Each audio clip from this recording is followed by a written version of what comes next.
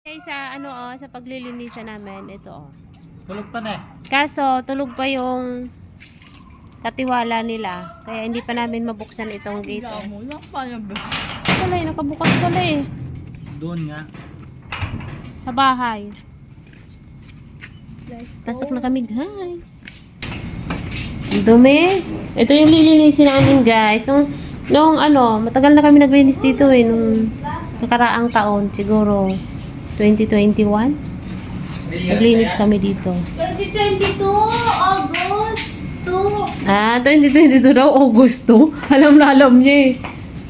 Kaya, naglinis tayo? Oo, naglinis tayo. Ba, alam mo no? Kaya alam niya, no? Yung mga ano ko, ako na lang po. Hindi pwede. Dahil sobrang aga nga namin dito, guys, tulog pa yung katiwala nila, tulog pa yung tagabantay, so sarado pa yung buong kabahayan, guys. Kaya dito na lang muna kami sa labas ng walis-walis para meron na kaming matapos at para hindi masayang yung oras namin. Nasa ibang bansa kasi, guys, yung may-ari ng bahay na to. So tuwing uwi sila, pinapatawag kaming dalawa ng kasama ko para maglinis. So bali yung katiwala niya lang yung nandito. Ayan nga pala si Manong, siya yung katiwala nila dito, guys. So, ayan siya guys, naglilinis siya. Pati mga dahon, nililinis niya. Kasi nalagyan siya ng mga ganyan dahon, ayan. Dati guys, naglinis din siya dito, mga 2022. Ngayon lang siya guys, pinalinis ulit dito. Ito guys, yung almusal namin, no. Ayan. Luluto pa guys yung basket canton. Nagluto nga pala, guys, yung kasama ko ng pansit canton dahil nung umalis kami sa bahay, nagkape lang kami. Bali, 2 beses nga po ako nagkape nung nasa bahay ako. At ito na naman, guys, magkakape na naman si Manay nyo. Acid is real na naman ito, guys. So mag-almusal muna kami, guys.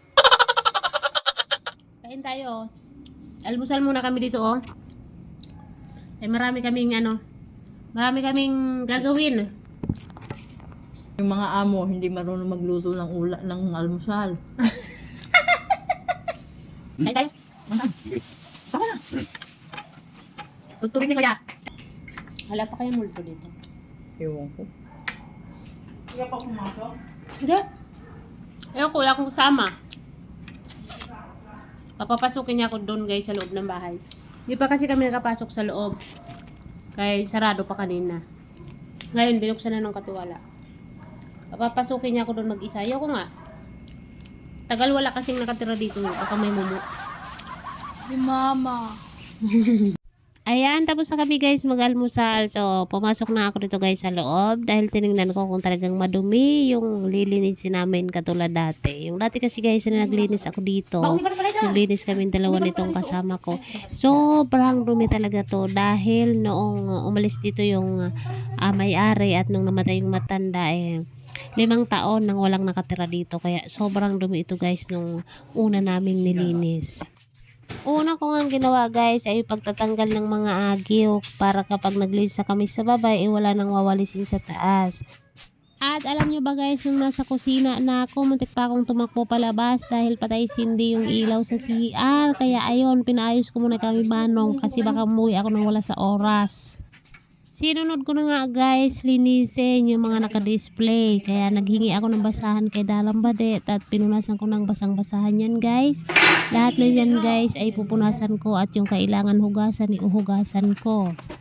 At muntik na naman nga ako, guys, mapalundag dahil sa tabi ko pala yung tungkod nung matandang namatay dito. Oh my God, kung hindi lang talaga trabaho to. Pero kahit takot na takot si Manay nyo, hinawakan ko pa rin yun, guys, para itabi. Pero kung alam nyo lang, guys, maiihi na talaga ako sa sobrang takot dito sa bahay na to.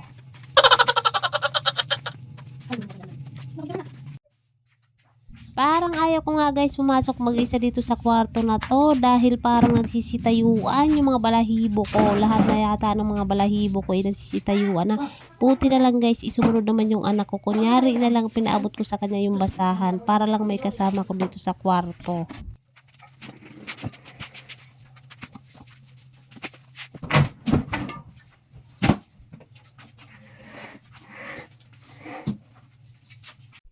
At alam Alam nyo ba guys, kung kailan ako patapos na sa trabaho ko dito sa kwarto na to mayroon pa ako isang nakita. Bakit kanina guys hindi ko nakita itong postiso na ito? Oh my God! Kahit nga wala sa tono yung boses ko guys, ikumanta na lang ako kunyari, pantanggal sa takot.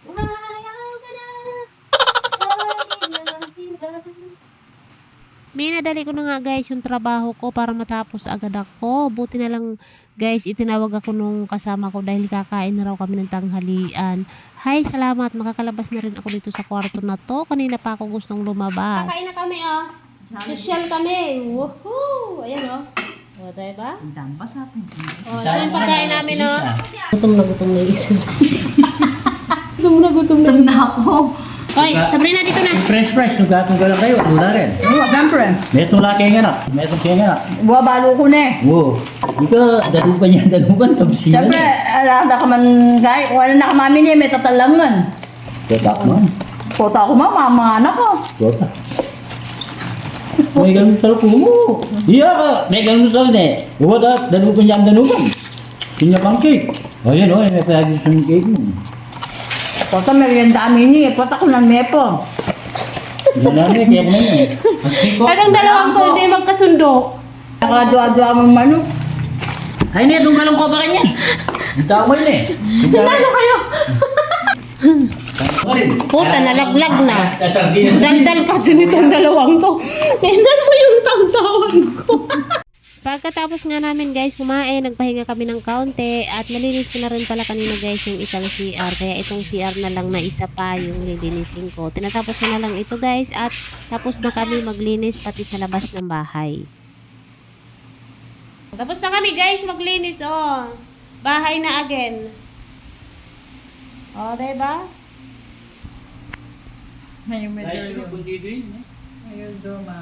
Ito yung mayordoma. Mayordomo.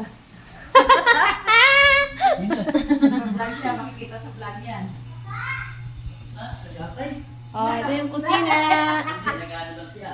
Ito. Dati, kanina guys, pagdating namin dito, sobrang dumi. Ngayon hindi na. Diba? Ito yung isang CR na nilinis ko.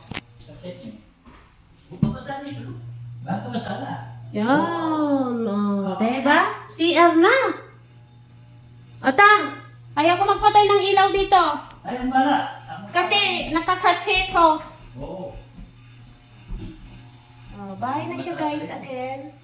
At tignan natin yung mga kwarto. Magmasali eh.